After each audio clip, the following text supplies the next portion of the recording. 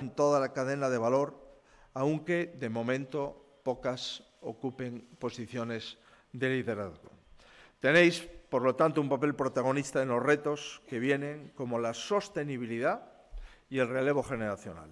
La igualdad será además imprescindible para la suma de ideas y para la prosperidad del sector, porque no podemos seguir permitiendo que las mujeres no tengan las mismas oportunidades y porque su progreso será también el progreso del sector pesquero, tan importante para la alimentación equilibrada, para una dieta sana y para vivir más tiempo y con mayor calidad. Todos quedamos convocados para seguir trabajando. Y yo, para finalizar, lo que quiero es agradecerle una vez más su presencia en Santiago de Compostela. Es verdad que Santiago no tiene mar, pero también les anticipo que va a llover de forma continuada durante toda esta semana.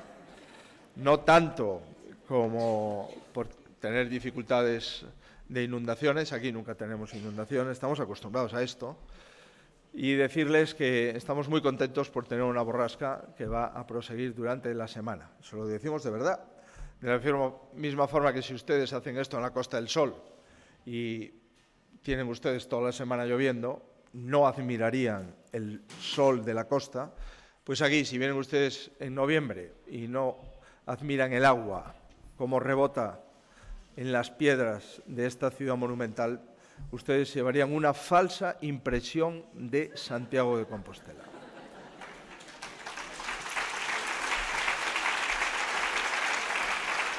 En fin, nosotros siempre decimos, para darnos ánimos, que hay dos tipos de países, ministro, los que tienen agua y los que no tienen agua.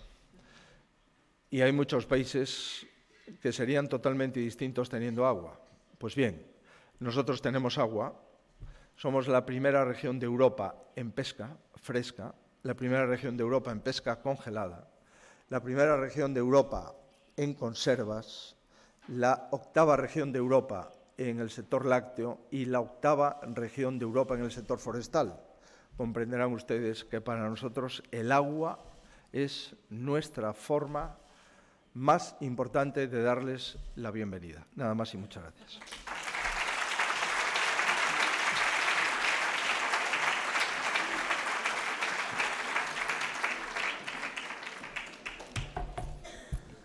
Bien, va a empezar el plenario, pero esos asientos no pueden seguir vacíos. Esos asientos son para las invitadas de honor de esta conferencia, que queremos que usen esos sillones para ser testigos de excepción de la misma. Así que, según las vaya nombrando, por favor, antes de seguir con el plenario, quiero que tomen asiento. Y lo van a hacer mientras vamos a ver un vídeo con imágenes que reflejan el importante papel de las mujeres en el ámbito pesquero en todo el mundo.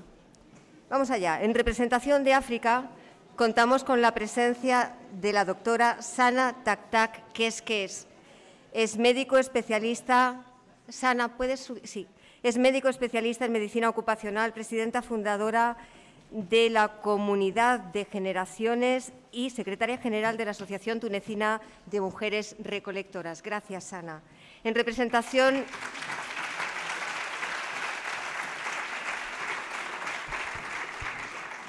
representación de América Latina nos acompaña Graciela Pereira, presidenta de la Red Latinoamericana de Mujeres del Sector Pesquero y directora ejecutiva del Centro para los Servicios de Información y Asesoramiento sobre Comercialización Infopesca.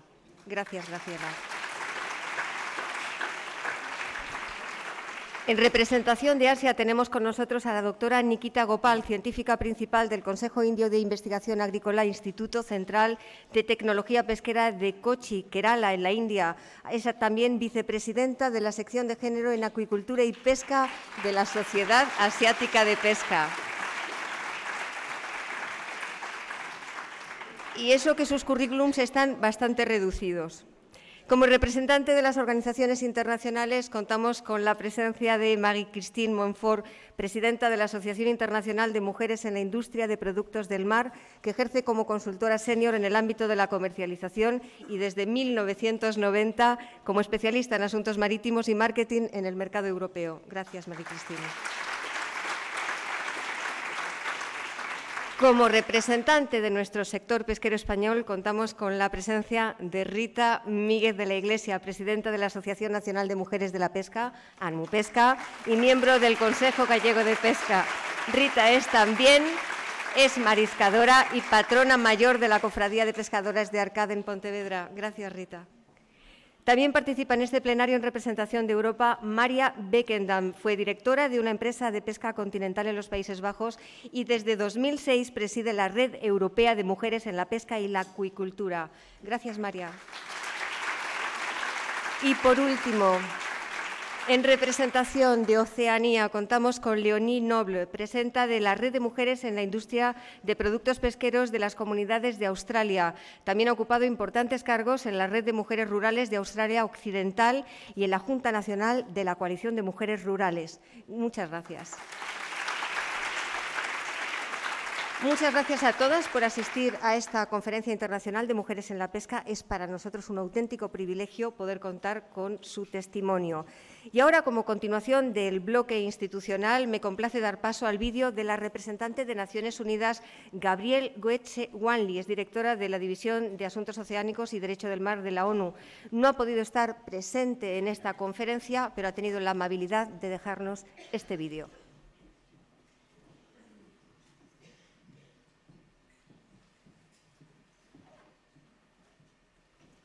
Excellencies, distinguished participants, buenas tardes. At the outset, I would like to thank the organizers for the invitation to participate in this important and timely conference.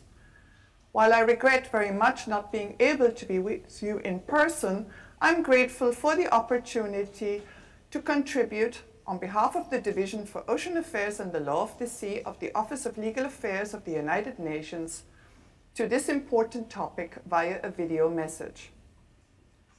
Gender equality is at the heart of the human rights and United Nations values, as reflected by the affirmation of the equal rights of men and women in the Charter of the United Nations and the Universal Declaration of Human Rights, and reaffirmed in subsequent treaties, including the International Covenant on Civil and Political Rights, the International Covenant on Economic, Social and Cultural Rights, and in particular, in the Convention on the Elimination of All Forms of Discrimination against Women. Gender equality is also an objective and guiding principle in the context of the law of the sea, as demonstrated in particular in the FAO voluntary guidelines for securing sustainable small-scale fisheries in the context of food security and poverty eradication. While the United Nations Fish Stocks Agreement explicitly acknowledges the need to avoid adverse impact on and ensure access to fisheries by women fish workers. However, the mere fact that this international conference is focused on women in fisheries and aquaculture sectors demonstrates that gender equality has not yet been achieved. Indeed, although fisheries and aquaculture represent a major source of livelihood for women, gender equality and gender equity have thus far been neither well understood nor considered important in those sectors' norms, values, and strategies. The multiple interconnected factors that restrict the full engagement of and benefits to women from fisheries and aquaculture include societal norms, culture, economic, financial, and political aspects, and law and policy, as well as their interactions. In fact, fishing both reflects and defines gender boundaries. Capturing fish in coastal and deep sea waters is almost always considered a male domain, and men are conventionally defined as fishers. On the other hand, women's most prominent role in small-scale and industrial fisheries is largely concentrated in low-skilled jobs with irregular, seasonal employment in post-harvest processing, packaging, and marketing. Their work in both fisheries and aquaculture is often informal, uncompensated, and unregulated, and therefore too often overlooked in official programs, data collection, and support. The scarcity of gender disaggregated fisheries and aquaculture data in turn constrains gender-sensitive policies and mainstreaming, with little action taken to address the disadvantageous position of women. As a consequence, men and women's contributions to fisheries and aquaculture are not equally valued or even recognized, and this has resulted in women being largely excluded from relevant decision-making processes. But denying the right of women is not only a wrong in itself, it also holds us all back. There are many success stories of women driving sustainable development and prosperity. When empowered, women can be important managers of marine resources and restore, sustain, and create a productive marine environment.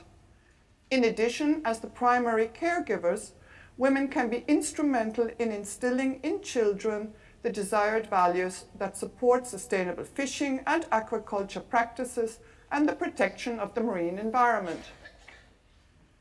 The 2030 Agenda for Sustainable Development recognizes that the achievement of full human potential and of sustainable development is not possible if one half of humanity continues to be denied its full human rights and opportunities.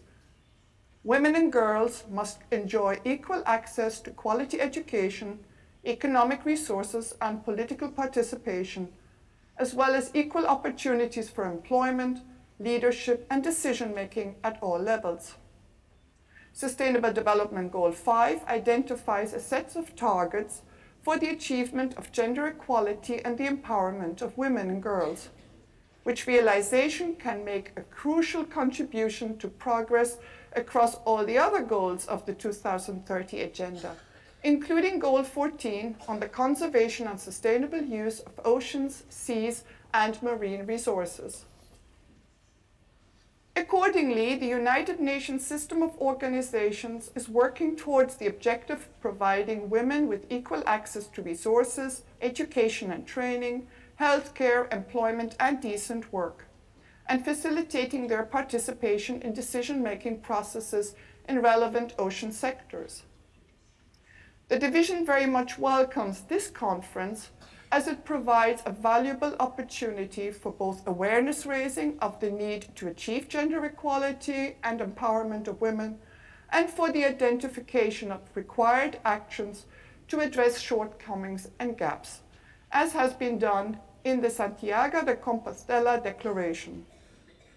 Clearly, the realization of the identified actions in the declaration would not only greatly assist women in the fisheries and aquaculture sectors and bolster society's ability to conserve and sustainably use living marine resources, but would also provide substantial building blocks towards the achievement of the goal of gender equality and the empowerment of women. Distinguished participants, let us turn the tide together. Muchas gracias.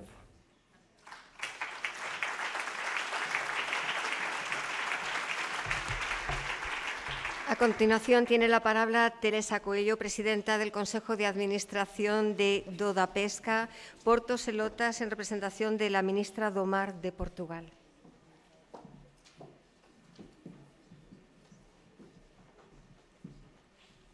Muito boas tardes. Muito boas tardes a todas e a todos.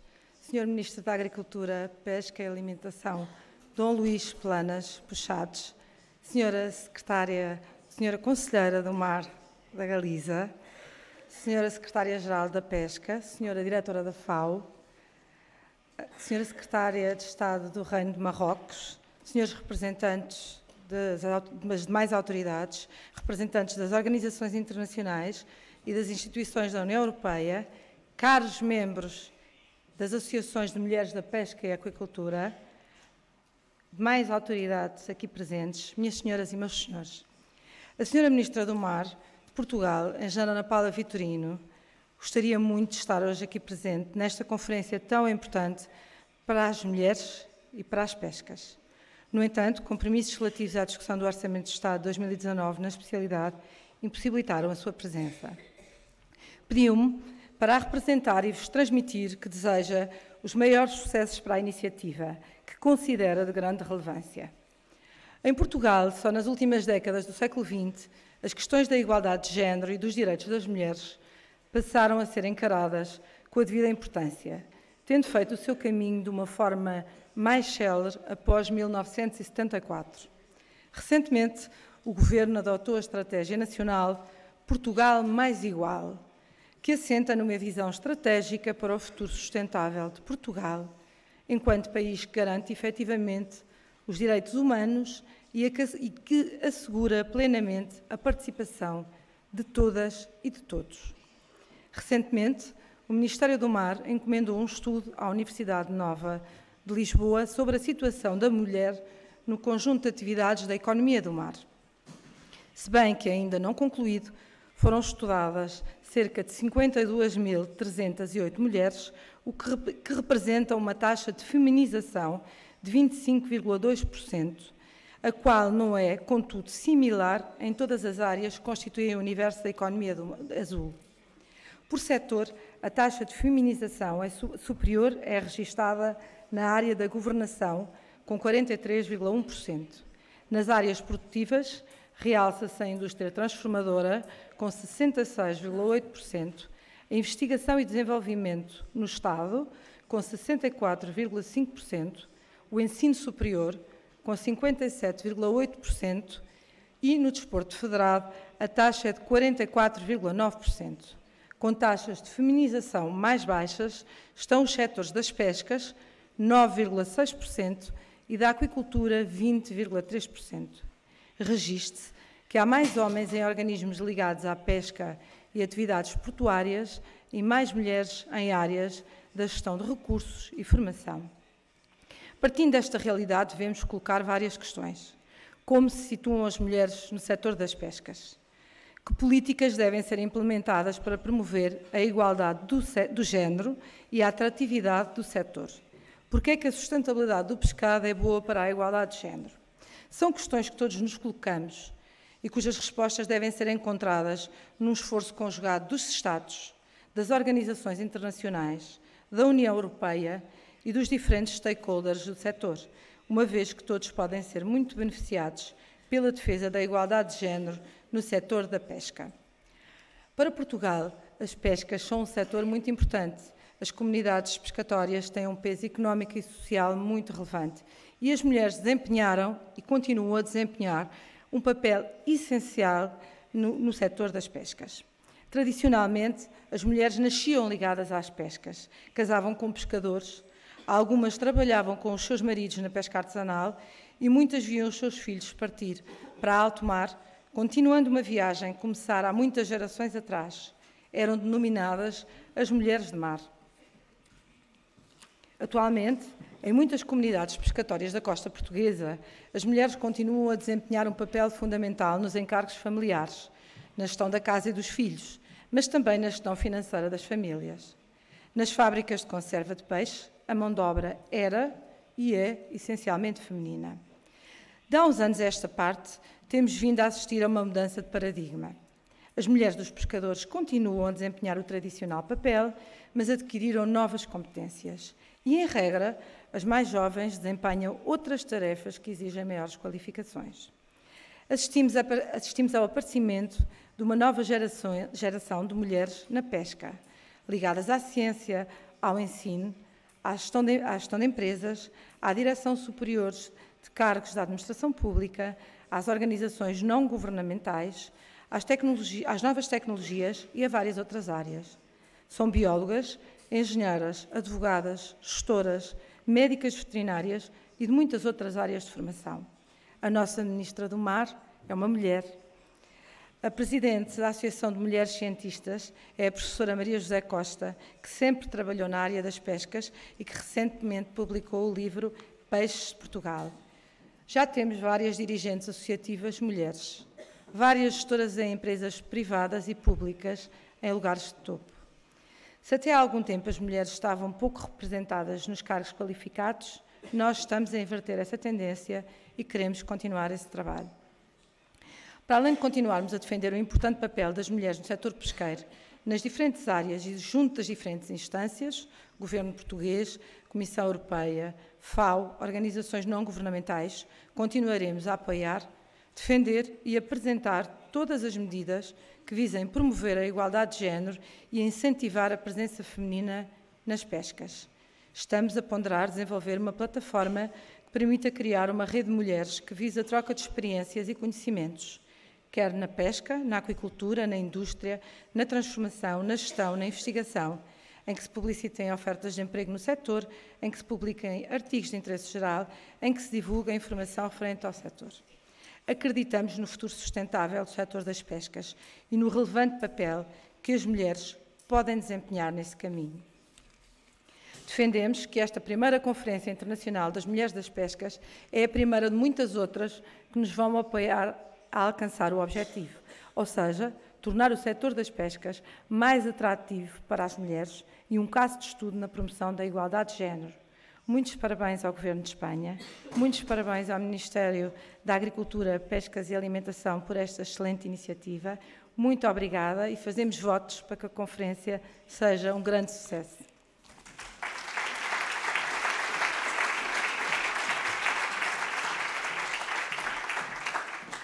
En siguiente lugar, tiene la palabra Christine Bader, especialista del Departamento Marítimo y del Transporte de la Organización Internacional del Trabajo.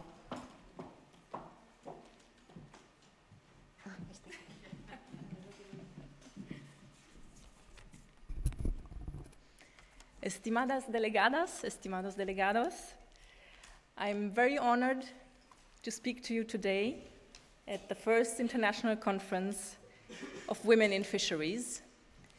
It is a timely conference, and I truly hope that this is the beginning of a wonderful series of fruitful deliberations on a neglected topic, on a neglected workforce, women in fisheries. Fisheries and aquaculture provide direct employment and revenues to 200 million people. And as my FAO colleague said, if we consider all workers throughout the seafood value chain, 1 in 2 workers is female. I'm speaking on behalf of the International Labour Organization, an organization which has as its mandate the achievement of social justice. Justicia social, social justice in the world of work and through the world of work. And in this context, decent work is, of course, the lifeblood of the ILO. Decent work sums up, really, the basic aspirations of all people, women and men, in their working lives.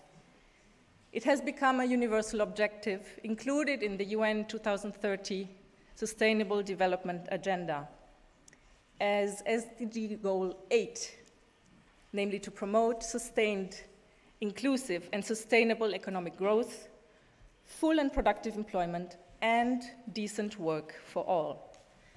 So the primary goal of the ILO is to promote opportunities for all women and men to obtain decent work in conditions of freedom, equity, security, and human dignity.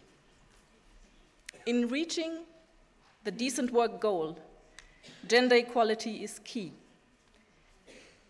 This is in line with SDG Goal 5, namely to achieve gender equality and empower all women and girls, providing them with equal access to education, healthcare, decent work, and representation.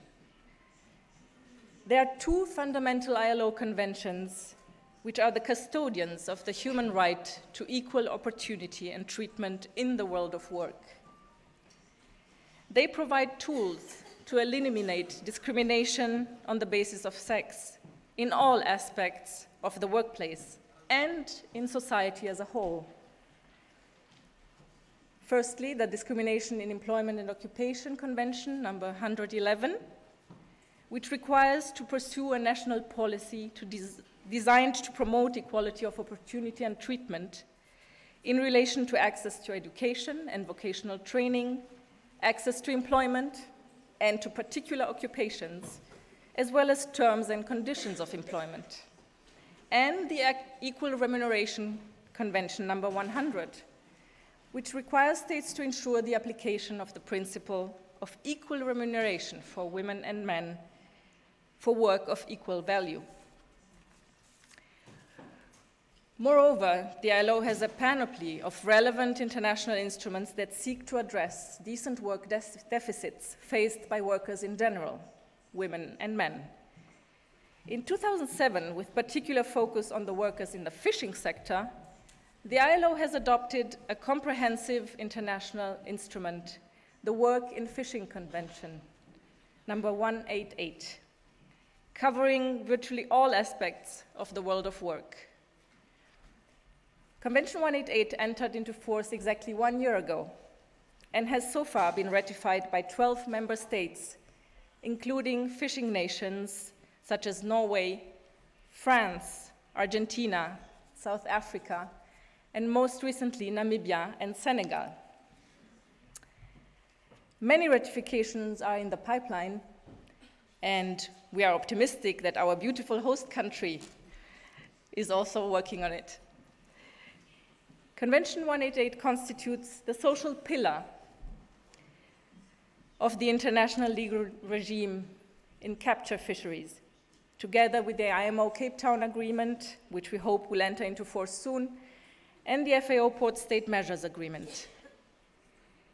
The Convention provides the international legal framework for decent work in the capture fishing sector. Its aim is to ensure that the world's 38 million men and women working on board commercial fishing vessels enjoy decent working and living conditions.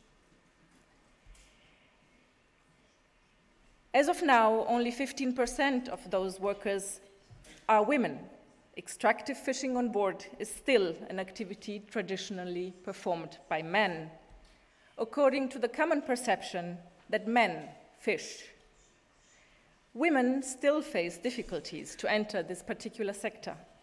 But if equality of opportunity and treatment becomes a reality, this can, should, and will change. The international community has crafted Convention number 188 for the benefit of both men and women who are and will be working in the sector. More specifically, in the course of the elaboration, negotiation, and adoption of the Convention, the ILO and its tripartite constituents have taken, for instance, the conscious decision to discontinue the widespread use of the term fisherman and to introduce the more gender-neutral, more gender-sensitive term fisher, which was barely used in 2007. Furthermore, the preamble of Convention 188 makes express reference to the Discrimination in Employment and Occupation Convention and the Equal Remuneration Convention. Moreover, in Convention number 188, in the provisions concerning accommodation, there is an explicit requirement stipulating that sleeping accommodation shall be situated and equipped in a way as to provide appropriate levels of privacy for men and for women. And many provisions of the Convention have an implicit gender dimension that will be given consideration to by the ILO supervisory bodies. For example, social security protection might include maternity benefits, appropriate personal protective clothing and equipment implies personal protective equipment fitting for women, etc.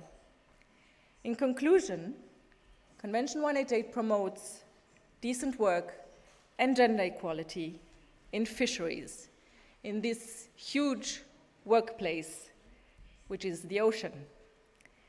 I wish us all a successful conference with sustainable results. Muchas gracias.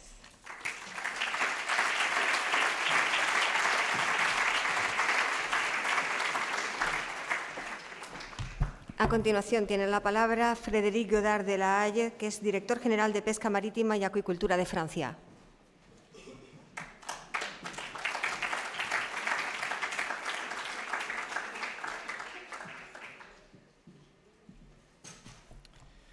Monsieur le ministre, Madame la secrétaire d'État, chers collègues, Mesdames et Messieurs, je tiens tout d'abord, au nom du ministre de l'Agriculture et de l'Alimentation, Didier Guillaume, à vous remercier pour votre invitation à participer à cette conférence.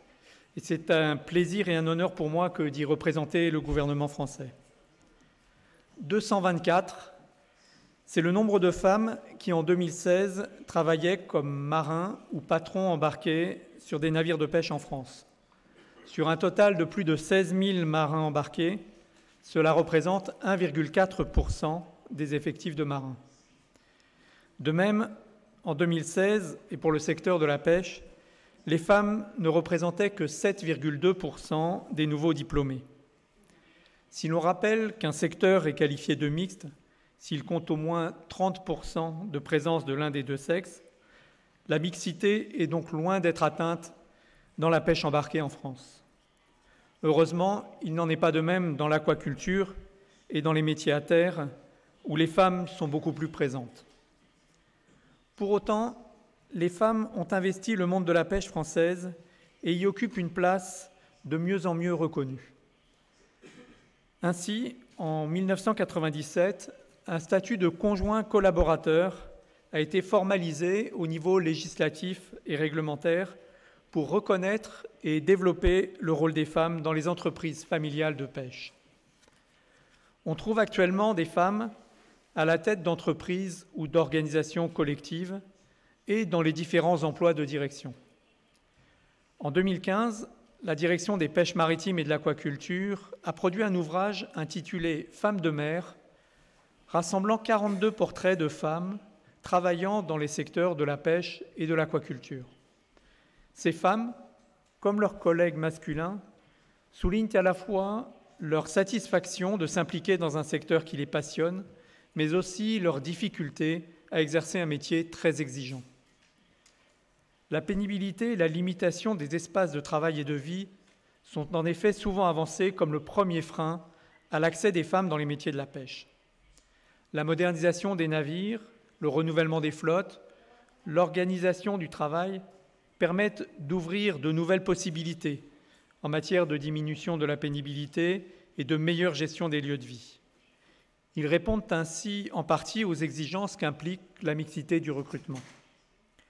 Dans ce cadre, il est important de noter que, d'une manière générale, la présence des femmes sur les lieux de travail amène à repenser l'organisation et l'ergonomie des tâches, ce qui, in fine, bénéficie à tous, aux hommes, aux femmes et aux entreprises. La spécificité des temps de travail et ses répercussions sur la vie familiale sont aussi très traditionnellement mises en avant dans les entretiens sur l'emploi des femmes. Cependant, comme dans d'autres métiers, l'organisation du travail, le management des équipes peuvent améliorer, aussi bien pour les hommes que pour les femmes, la gestion de la vie familiale et professionnelle. Une mixité des métiers de la pêche passe donc par la modernisation des navires et des managements, mais nécessite aussi et surtout une évolution dans les conceptions des métiers. C'est en effet encore dans les mentalités que se situe le principal frein. Il faut changer l'image de ces métiers. Ainsi, d'une manière générale, le ministère français de l'Agriculture et de l'Alimentation a engagé une démarche afin de promouvoir l'attractivité des métiers et des filières des produits de la mer. Une première rencontre, présidée par le ministre le 12 octobre dernier, a été l'occasion d'évoquer les progrès faits et restants à faire pour rendre les métiers de la pêche plus attractifs et susciter des vocations, tant pour les hommes que pour les femmes. Ce secteur connaît en effet de forts besoins de recrutement, et les femmes, les nouveaux arrivants non issus du monde de la pêche ou de régions littorales, devraient tous y trouver naturellement leur place. En conclusion, 4 axes de travail nous paraissent importants pour favoriser un recrutement diversifié faisant la place aux femmes. Premièrement, une image positive du métier portée directement par les entreprises et les professionnels engagés dans le secteur. Deuxièmement, une communication tout public, tant vis-à-vis des hommes que vis-à-vis des femmes, sur l'ouverture du métier aux femmes. Troisièmement, une adaptation des parcours de formation initiale et continue, dans lesquels les femmes se sentent acceptées sans idée préconçue, qu'elles viennent ou non du monde de la pêche ou des régions non littorales. Et quatrièmement, enfin, des opportunités d'emploi avec l'assurance d'une égalité d'embauche et d'évolution de carrière entre les hommes et les femmes. Je suis certain que les travaux que vous aurez au cours de cette conférence seront sur ces différents axes très intéressants et très constructifs, et je vous remercie pour votre attention.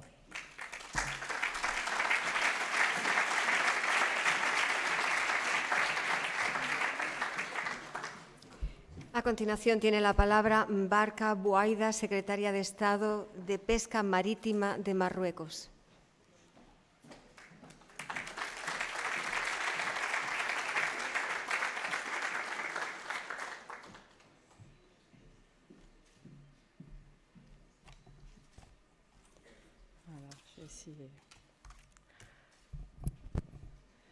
Bismillahirrahmanirrahim. Estimado señor ministro de Agricultura, Pesca y Alimentación, señora secretaria general, señor director general de Pesca de Francia, representantes, señoras y señores representantes de organismos internacionales y de ONGs, estimadas señoras y señores. Me permiten que hable en español, porque creo que la mayoría aquí hablan más español y mejor tener una comunicación directa.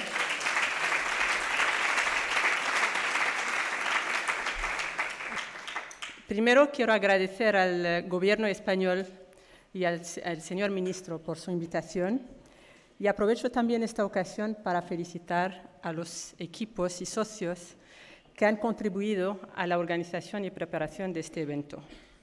Es una buena oportunidad para poner otra vez encima de la mesa el debate sobre la paridad y la igualdad del género, un tema que nunca ha dejado de ser de actualidad y no dejará de serlo hasta que alcancemos niveles importantes de integración de las mujeres y que veamos también el impacto positivo que esa igualdad sobre el desarrollo, o que tenga la igualdad sobre el desarrollo de nuestros países y del mundo en general.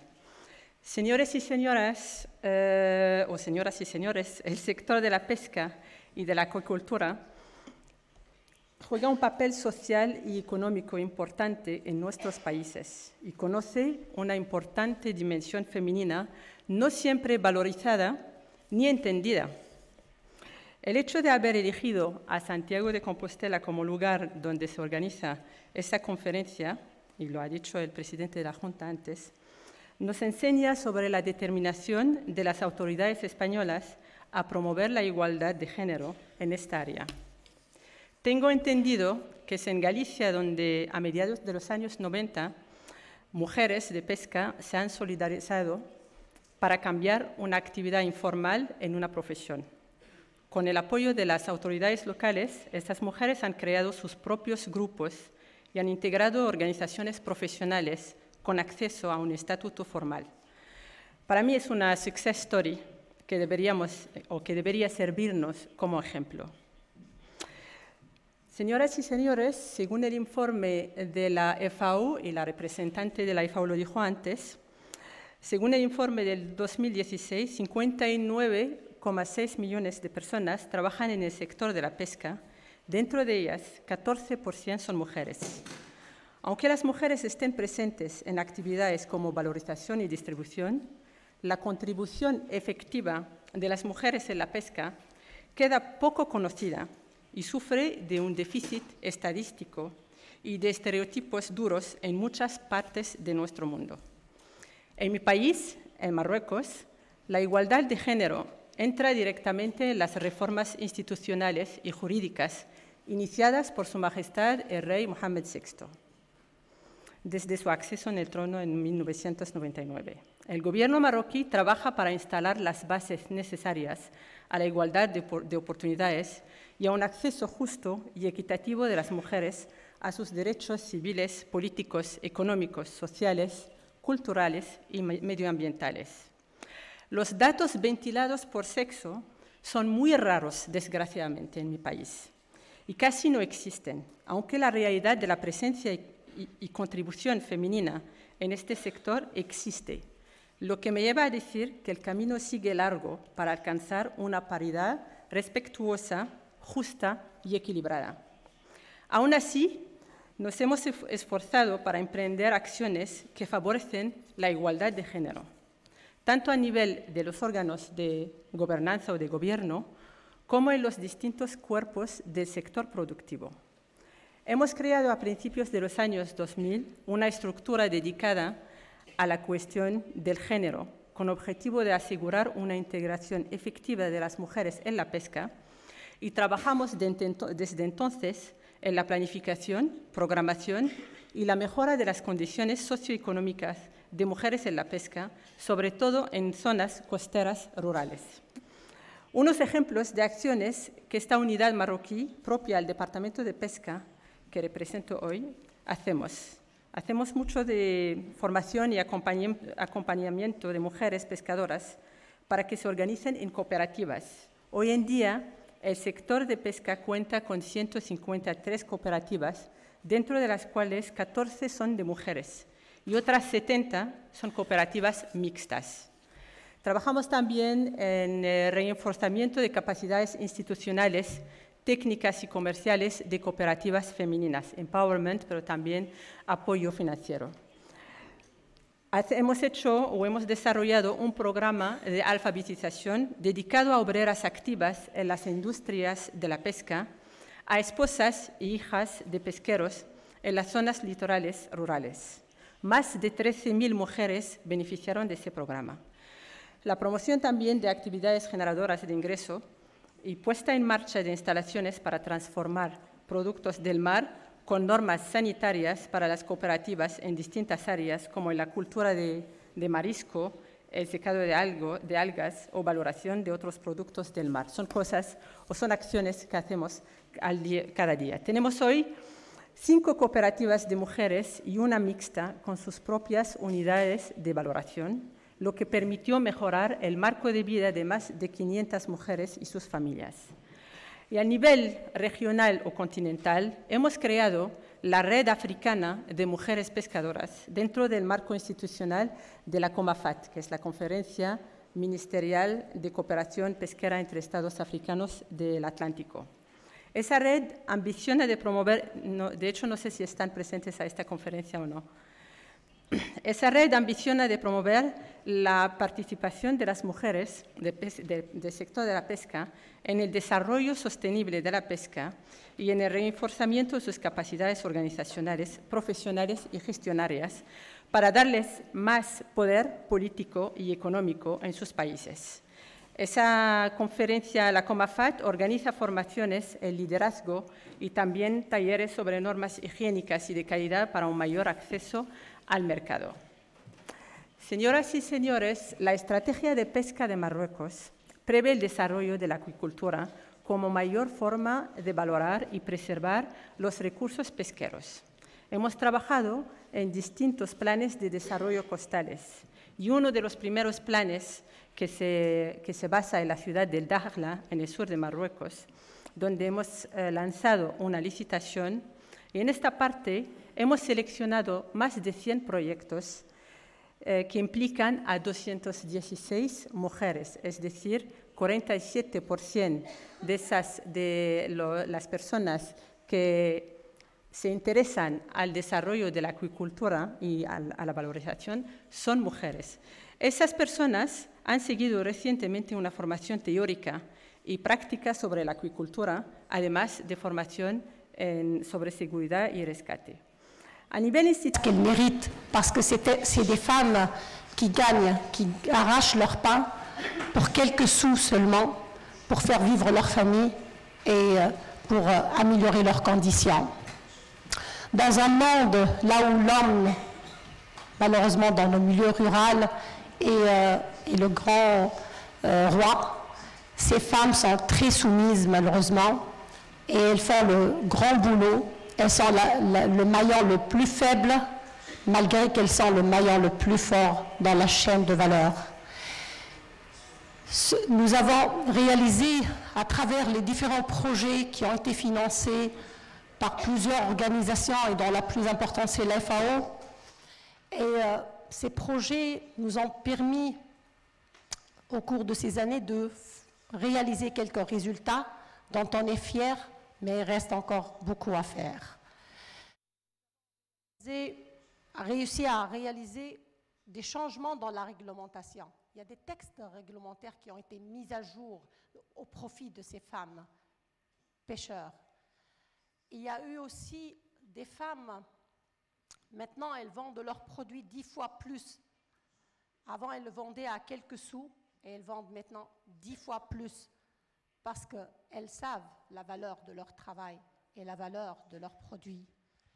Ces femmes ont changé de leur comportement vis-à-vis de l'environnement et vis-à-vis de la préservation de leurs produits. Maintenant, elles respectent la réglementation et elles respectent aussi le syndicat féminin au sein de l'Union de la pêche et de l'agriculture. Et c'est le premier syndicat féminin en Tunisie, tout secteur confondu. Et là, la femme, maintenant, elle fait partie d'une organisation qui la défend, qui défend ses droits. Et elle est en train encore de développer ses capacités pour créer leur propre société, ensemble, leur propre coopérative, pour qu'elle s'améliore encore. Et je dis, pour terminer, que le travail ne s'est pas arrêté à ce niveau-là, mais on a créé une sorte de convention, de partenariat entre un privé international, un privé à l'échelle nationale. Et maintenant, la femme, sous le slogan « Commerce équitable, lien d'équité », elle vend son produit, le produit de l'organisation, directement vers le grossiste qui fait l'export et puis qui arrive juste au client à l'échelle internationale, qui lui aide ces femmes grâce à une petite subvention pour améliorer encore leur situation. Ces femmes, en dehors de la saison de pêche, ont appris à faire d'autres travaux artisanaux, tels que la conception des filets, tels que d'autres œuvres pour améliorer leurs ressources. La leçon apprise de ce travail, c'est la persévérance, la patience et surtout croire qu'une femme peut faire beaucoup de choses malgré toutes les conditions. Elle continuera à travailler sur d'autres projets et on est actuellement à faire préparer la plateforme avec 1000 femmes qui ont déjà bénéficié d'une enquête socio-économique et santé. Cette femme, en présence de l'OIT, maintenant, elle a une couverture en santé et sécurité au travail. Elle a son certificat médical. On connaît les maladies professionnelles auxquelles elle s'expose, surtout qu'elle travaille dans des postures contraignantes et des problèmes de santé qu'avant, elle ne bénéficiait pas de tout cela. L'histoire est trop longue. J'en parlerai demain au cours de la présentation et je vous remercie de m'avoir permis de partager cette expérience, d'apprendre de tous les autres et je suis pour cette fameuse déclaration qui sera vraiment un appui pour ces femmes. Et je vous remercie. Gracias, Ana. A continuación tiene la palabra Graciela Pereira, que es presidenta de la Red Latinoamericana de Mujeres de la Pesca. Hola, buenas tardes, señoras y señores. Yo voy a hablar en español, pero en español uruguayo. Así que si alguna palabra no me entienden, me lo preguntan aparte. Bueno, como bien dijo la presentadora, yo provengo de Latinoamérica, de un organismo intergubernamental que se llama Infopesca y que se dedica a América Latina y el Caribe. Infopesca nació de un proyecto FAO hace 40 años. Somos un hijo de FAO que ahora pertenecemos a los países, pero nuestro padre, madre FAO no nos ha abandonado. Y en el año 2000, este problema de la mujer ya se venía viendo en Latinoamérica. y con pequeños recursos de FAO se empezaron a hacer reuniones, porque lo que se notaba es lo que muchos dijeron acá, la invisibilidad que existe en todo el sector de la mujer. Y no solo en la pesca, sino en toda la cadena de valor, como bien se dijo. Desde la mujer que pesca, desde la mujer que compra el pescado en el landing site, diríamos, la que procesa, la que vende, tanto en la calle, ambulante o en una pescadería. Y a lo que yo voy a apuntar también, a la mujer consumidora, a la que enseña en la casa a los niños a comer pescado. Hoy un tema principal, por lo menos en América Latina, es la inclusión del pescado en la merienda escolar.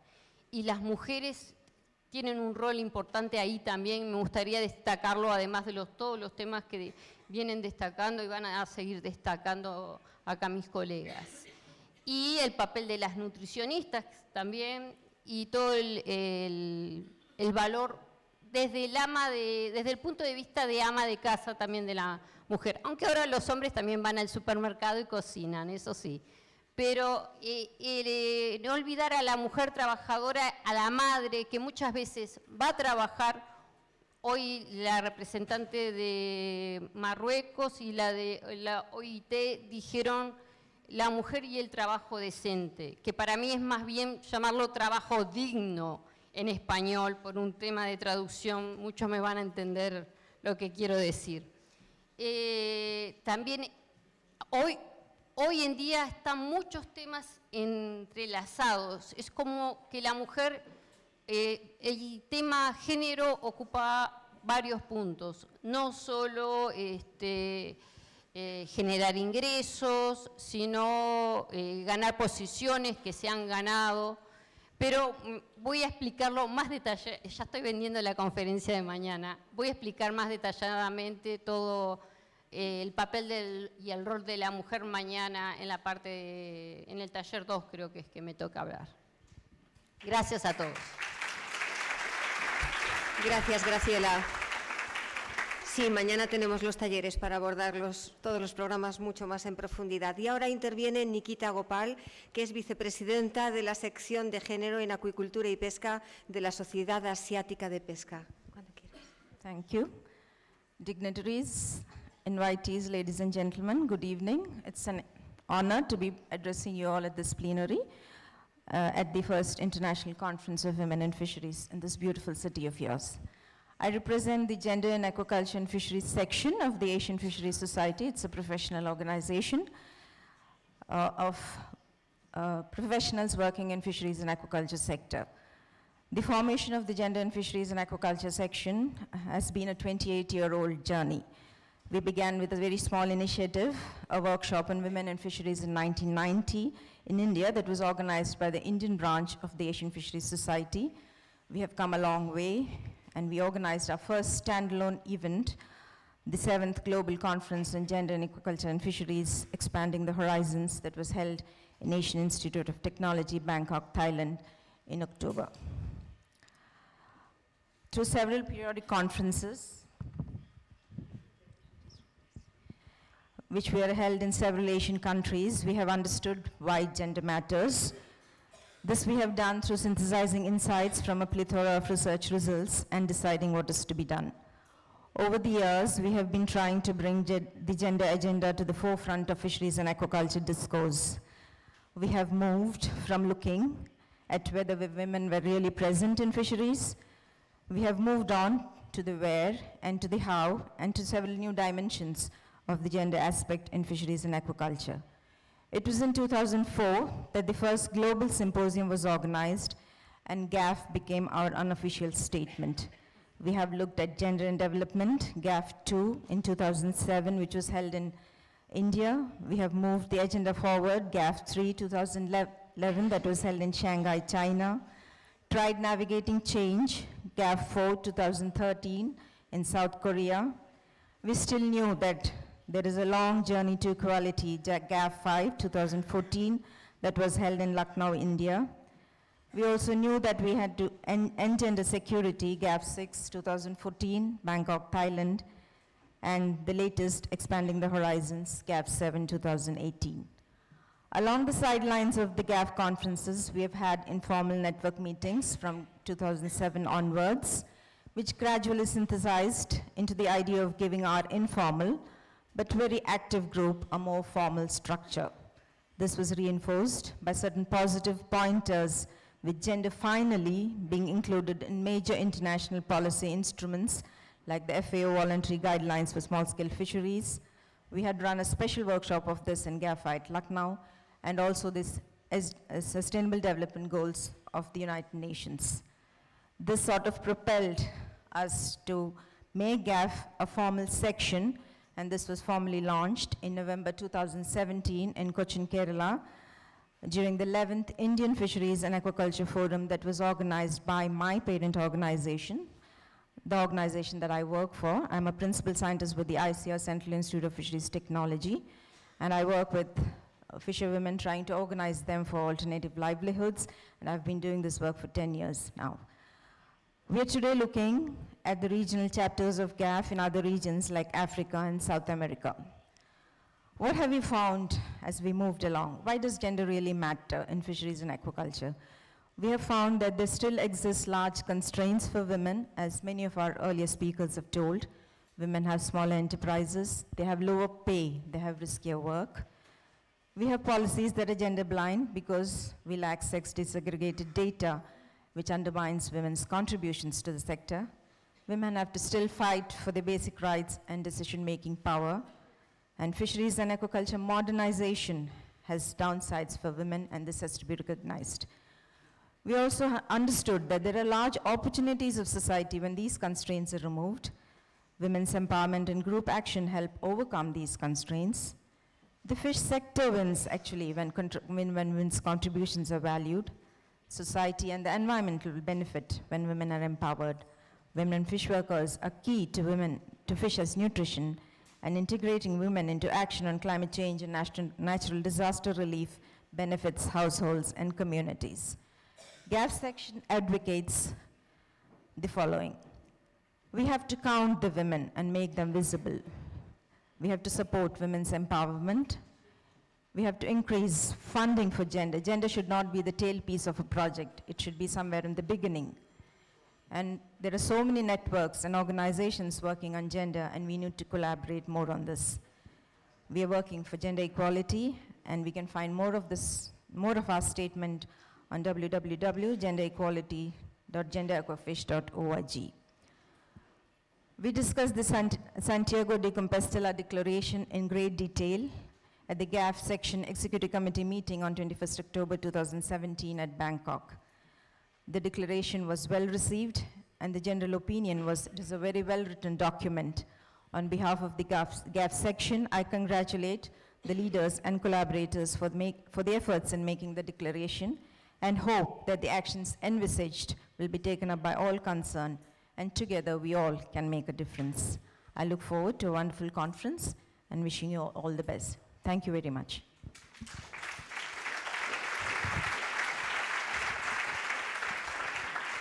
Tiene a continuación la palabra Marie-Christine Montfort, es presidenta de la Asociación Internacional de Mujeres en la Industria de Productos del Mar. Thank you very much. So yes, I'm the co-founder and president of the International Association for Women in the Seafood Industry. We work mainly at raising awareness of the contribution of women in this industry, going from the production side, which is fishing and aquaculture, down to the marketing and the training side. We do produce, or we have had the idea to create Women in Seafood video competition. And tomorrow you will see 4 of the winners of this video competition. And I'm glad to say that the winner of year 2018, that is this year, is a beautiful Spanish video, which was shot in Galicia. It is really a very moving and intelligent video which display a woman mending nets. Beside the creation of this video competition, we do produce reports, and the results or the summary of one of our latest reports is available on the table outside this room. I will talk briefly about it later. So this event is a true recognition of the role of women in the seafood industry and the difficulties they meet. We thank the organizers for inviting us to be part of this much-awaited brainstorming session. The situation that women experience in the seafood industry is well known, and time for actions has arrived. We have benefited for over 20 years of research. We know a lot. We are missing some data, it is true, but we know a lot. So the diagnosis is known and undisputed.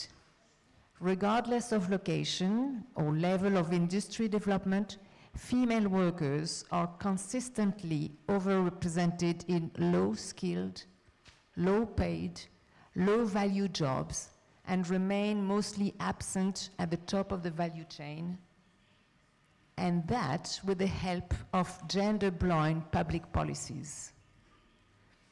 The main conclusion to WSI International Survey, I just mentioned, launched this year, is that the seafood industry is perceived by seafood professionals, both male and women, as not being gender equitable. Based on these results, in order to fight inequalities and discriminations, WSI is now able to propose 3 solutions: to raise awareness among seafood communities, and here we are all together. Also, there are not many men, but it will come. To invite men into the discussion, yes, it is important, and to create an international multi-stakeholders dialogue. So you will understand how pleased we are to sign the Declaration of Santiago. It is time to create an international platform of women in fisheries to safeguard their rights. Let's not waste time, and WSI is here to actively participate to the setup of this platform. In other words, you asked us which are our expectations for this couple of days. The first thing we would like to get back, when we get back to France, is certainly a tartare de Santiago. This is a beautiful specialty, and this is one of our expectations for coming to Santiago. But more importantly, before leaving, we would like to have a date set for the next meeting. We don't want to go back home and say, okay, maybe we see, maybe we will not see. So it may be here, it may be in France, it may be in Morocco, whatever the place. We want a date set for the next meeting. And at last, but not least, we once more thank the Spanish minister to be at the start of this very important initiative, and to give us the opportunity to share our knowledge on these issues and to discuss further. So again, thank you very much.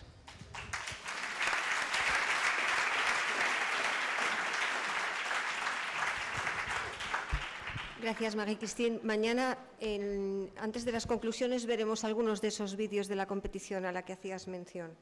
Bien, y ahora la siguiente representante del sector es Rita Míguez de la Iglesia, presidenta de la Asociación Nacional de Mujeres de la Pesca, ANMU Pesca.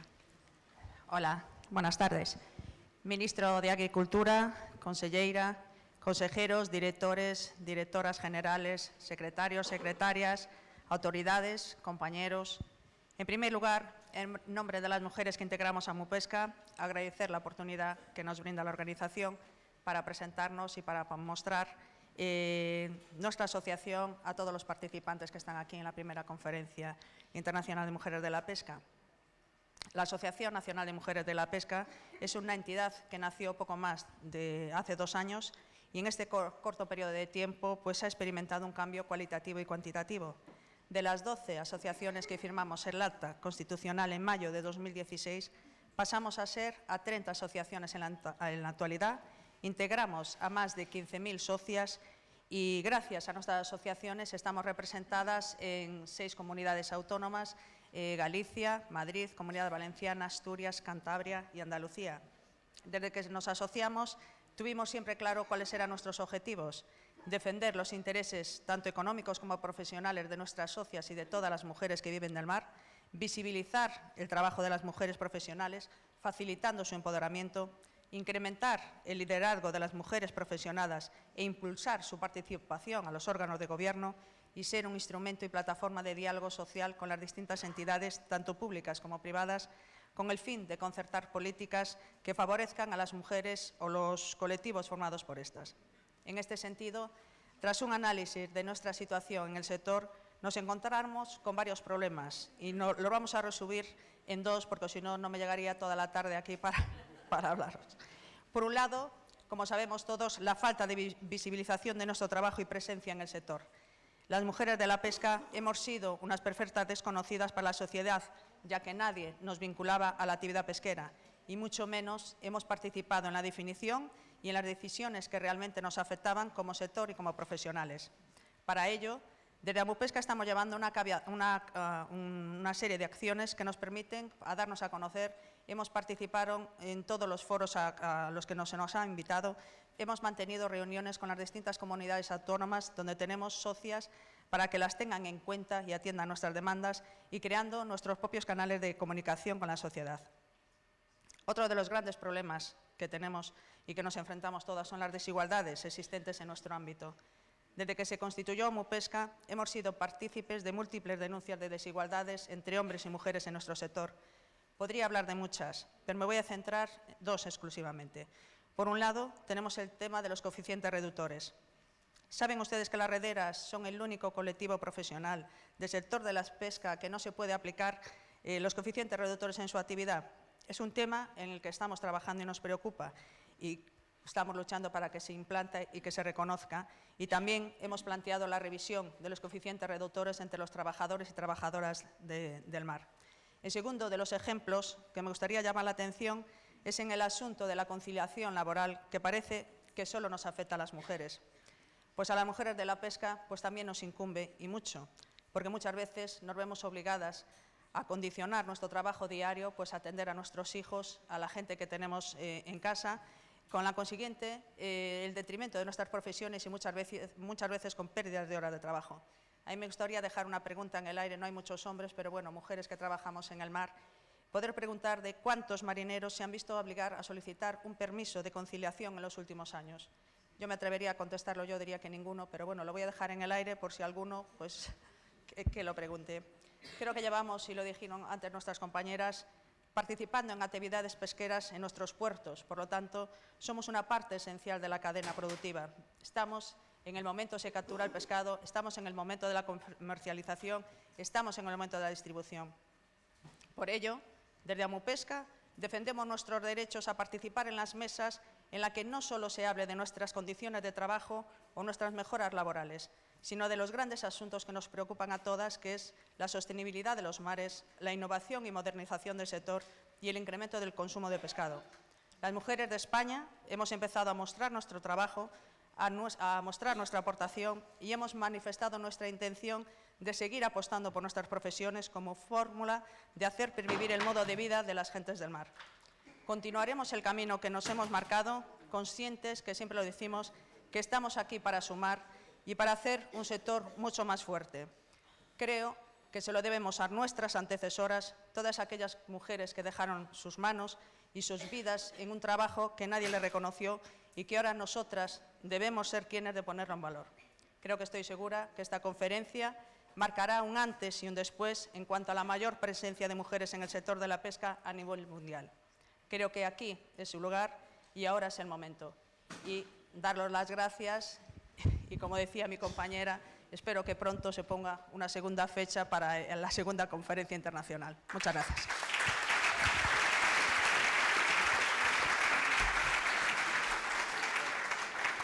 Es el turno de María Beckendam, es presidenta de la Red Europea de Mujeres en la Pesca y la Acuicultura. Se os cae todo, ¿eh? Madre mía. María, cuando quieras.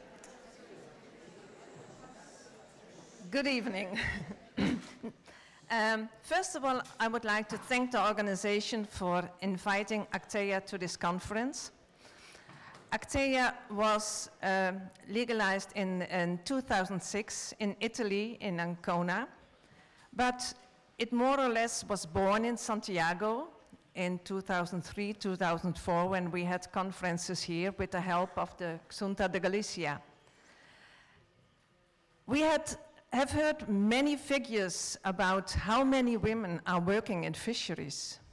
I would love to give them a face and ask all women working in fisheries to stand up so we can applaud for you, for your important work, and for your colleagues who could not come here today. Please rise.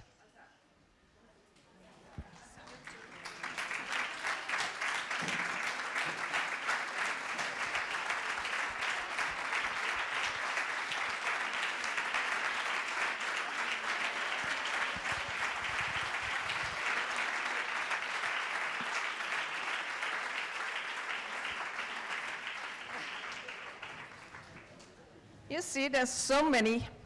Thank you. We have also warm feelings for the mariscadores and the rederas here in Galicia and other women who work in fisheries. They organize themselves, and as Actea, we have told about their best practices in Europe as a, how you say, example, how it can be done. We were very happy to receive the declaration, which we are going to read and design later. But we were also a bit surprised that it was ready already. We thought we were going to speak about it today or tomorrow with women in fisheries. But nevertheless, the content is good and we are happy with it. We hope that this declaration will not be one of the many papers that have been produced already about women in fisheries. It was mentioned already, the FAO had the guidelines for the small-scale fisheries, which mentioned women. It also had the women's participation and leadership in fisherfolk organization and collective actions in fisheries, produced this year in 2018.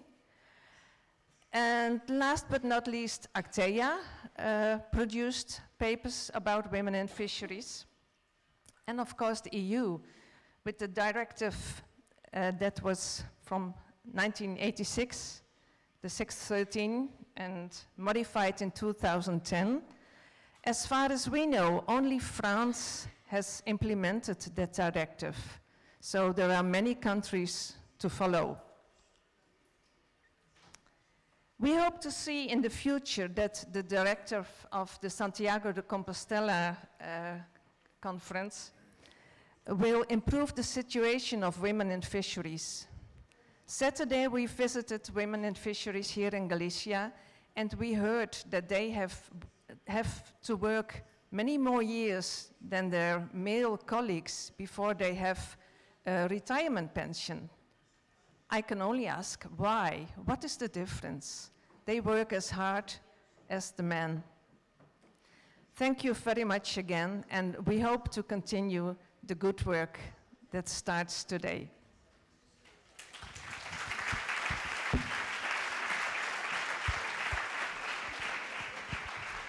Por último, interviene Leonie Noble, es presidenta de la Red de Mujeres en la Industria de Productos Pesqueros de las Comunidades de Australia. Leonie, cuando quieras. I thank you for being here, and I'll thank you properly at the end. But I was actually one of those invisible women that worked on boats. I go out with my husband, 110 kilometres off the coast of Western Australia and catch rock lobster. So I do understand that invisibility. Unfortunately, I'm no longer invisible, but that's a good thing too. I represent women in seafood in Australia, which is, we're now known as WISER, so we're now Wiser Women, which I think is really lovely for a conference like this, because our hashtag is Wiser Together, and going on from this conference, I think being wiser together is a very important step forward for women in seafood. We've just celebrated 20 years in existence in Australia. Sadly, we are still needed, and apparently cultural change takes far more time than we ever expected. But conferences like this actually will make a difference, and hopefully that cultural change will include ambassadors and male ambassadors, because without them, that cultural change won't happen. So all the men in the room, you actually do have a very important part to play in ensuring that this gender equity happens, I guess. The Wiser Network builds capacity through leadership programs in Australia. We lobby for greater industry inclusion for women on boards, and we raise the visibility of our seafood women through all sectors. That's wild catch, aquaculture, research, all the way down through the value chain, by profiling them in social media, digital media and traditional print media. And that actually improves the community perception. So when we start talking about a social licence to fish, it's the women's profiles out there in the greater community that is assisting us in doing that. We also work with our seafood community around mental health and domestic violence and depression. And all of these things in Australia are becoming far more prevalent due to increased NGO involvement. We are very over-regulated in Australia, so we're starting to see far more mental health issues in the sector. We also work with programs around marine litter through an Adopt a Beach program, where the fishermen actually take the area that they fish in and start cleaning up the beaches and the environment. And we're currently in the process of setting up a support network for fishers that are injured or are killed in pursuit of their jobs. And that's incredibly important everywhere in the world. This week I'm really hoping to learn what everyone else around the globe is doing in their own networks for women. We in Australia seem to be, in many ways, a long way in front, and then when I've sat here and listened today, we're also very far behind. So I'm really looking forward to meeting everybody and talking about what you do, and hopefully can take some of the issues that you have dealt with so successfully home, and hopefully we can impart some of the stuff that we do well to assist you guys going forward too. I found I might even miss a bit there. I found the San Diego Declaration that we will agree to today rings very true. With global statistics, around 50% of women in the workforce, and yet less than 5% are visible. And that is across the world. It varies, but it's around that. It's a disturbing statistic, and by working together across the lands and oceans, I truly believe we do have the ability and the opportunity at this time to make a difference and to make that happen. And sometimes, you know, it just takes women being brave to actually stick your head up and know that you're going to get slapped down sometimes, but you just have to be brave. And that's pretty much what we do. So I thank you for the opportunity to be here today, to listen, to learn, and hopefully input into the conversation that is so very, very necessary. So to those who made that happen, I thank you.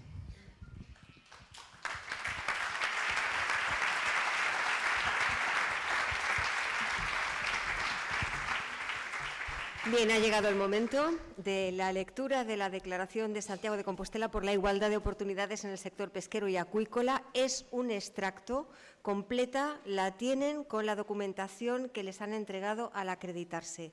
Para esta lectura llamo al atril a Rita Míguez de la Iglesia, que es quien va a hacer la lectura, pero por favor pido a las demás mujeres que la acompañen aquí para esta lectura solemne.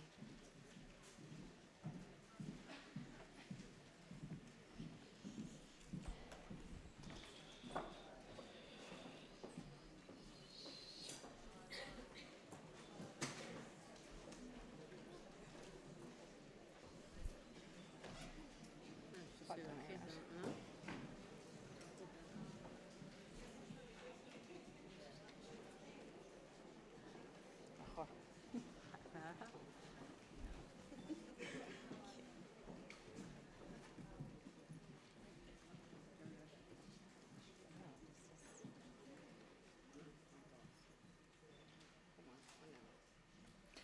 Las mujeres están presentes en todas las actividades pesqueras y acuícolas. Sin embargo, su trabajo ha sido escasamente cuantificado y... Esperar un segundo porque le falta el... Espera, lo... Sí.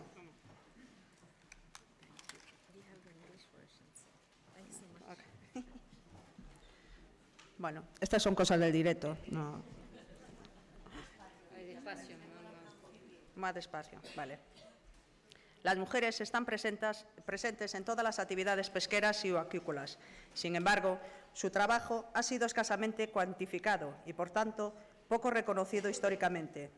Por ello, favorecer la desegregación de datos por sexo en las estadísticas sectoriales resulta clave para poner en valor su importante papel y contribución. La tradicional invisibilidad femenina en el sector ha derivado en la ausencia de una adecuada conciencia de género, que impide dar respuesta a los problemas y desafíos que afectan a estas trabajadoras. Por ello, todos los países y agentes participantes en esta conferencia debemos trabajar juntos para incorporar la perspectiva de género en las políticas y estrategias sectoriales, garantizando marcos normativos que velen por la igualdad de trato y no discriminación, así como instrumentos para vigilar y hacer cumplir dichos principios. Igualmente, es necesario combatir los roles preestablecidos de género para facilitar el acceso de las mujeres al sector, eliminando en lo posible aquellas barreras estructurales que dificultan su incorporación a actividades donde están infrarrepresentadas. Del mismo modo, se hacen necesarios mecanismos que garanticen un acceso equitativo a los recursos productivos y a los beneficios económicos derivados de estos. Por otro lado, hay que incrementar los esfuerzos conjuntos para garantizar la protección de todos los trabajadores del sector, mujeres y hombres, en materia social y de seguridad, para así contribuir a su dignificación profesional. Y especialmente en lo que respecta a las mujeres, es importante hacer hincapié en la mejora de las condiciones laborales, combatiendo la precarización, la segregación por razón de género, la brecha salarial o las barreras que dificultan la conciliación de la vida laboral, familiar y personal.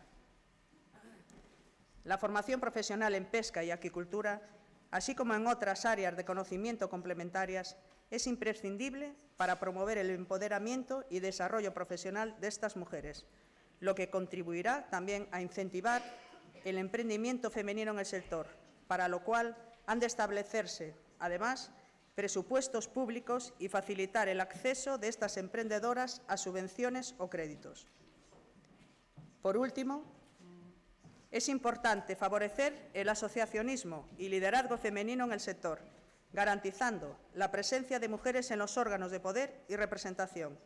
De esta manera, podrán tomar parte activa en las decisiones que les afectan y defender sus derechos e intereses.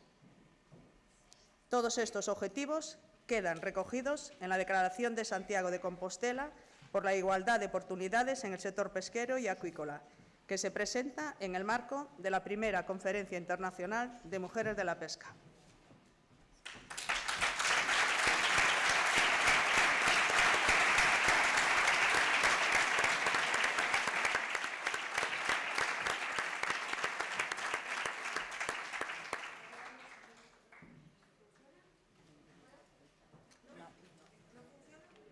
Acercar. ¿Que no funciona? El micrófono. No se muevan mucho. A ver, acabamos de escuchar los principios rectores de esta declaración en favor de la igualdad de oportunidades en el marco del sector pesquero y acuícola que queremos suscribir en el marco de esta conferencia. Por ello, aunque ya han aplaudido, pero en nombre del Ministerio de Agricultura, Pesca y Alimentación, de la Xunta de Galicia y de la Organización de Naciones Unidas para la Alimentación y la Agricultura, la FAO, les pido expresar a este texto su apoyo con un fuerte aplauso.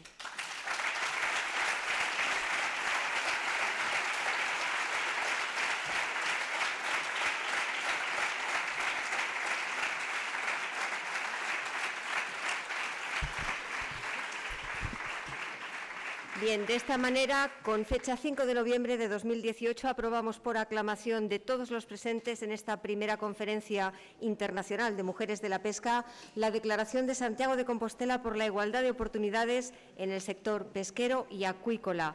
Muchas gracias a todas y a todos los participantes en este encuentro por haber hecho posible este hito. Bien. A ver, que me emociono. Vamos a dar por finalizada la conferencia, pero necesitamos una foto oficial. Entonces, vamos a pedir, por favor, a las mujeres invitadas y a todas las autoridades que han intervenido que pasen por allí para hacer esta foto oficial y yo mientras les voy a contar cositas de mañana. Para entretenerles y eso.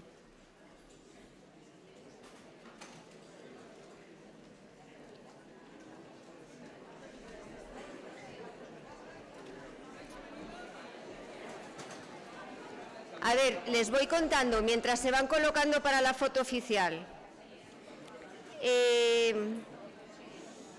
Tienen en el hall de entrada un espacio expositivo y tienen cositas de artesanía por si quieren comprarlas.